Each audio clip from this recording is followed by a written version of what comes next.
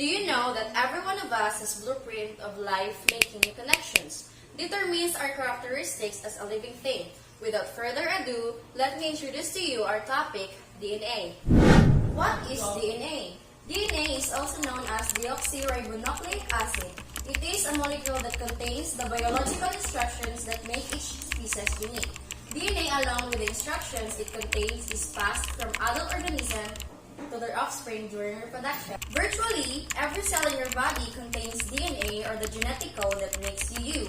DNA carries the instruction for the development, growth, reproduction, and functioning of all life.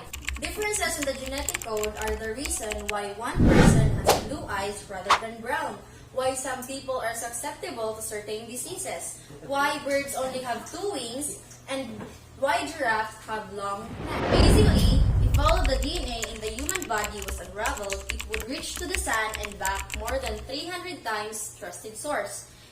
In short, DNA is a long molecule that contains each person's unique genetic code. But the question is, how does DNA work? How does aforementioned nucleotides work in a process in which the DNA undergoes? Here's what we got. Are you ready to know? First, before a cell duplicates or divides through mitosis or meiosis, DNA must be replicated to ensure that each new cell receives the correct number of chromosomes. This process occurs in all living organisms and is the basis for biological inheritance.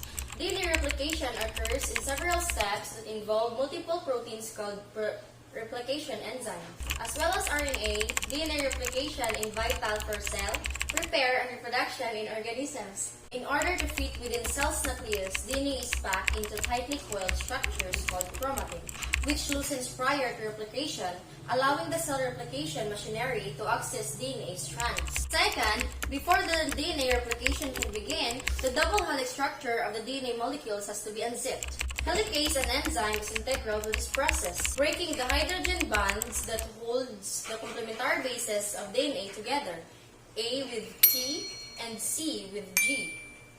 The separation creates a Y-shape called a replication fork, and the 2 single strands of DNA now act as a template for making new strands of DNA. Next, the single-stranded DNA binding protein, or SSB protein, binds to the single-stranded DNA, preventing the separating strands from joining again. Finally, the parent strand of its complementary DNA strands coils into the familiar double helix shape.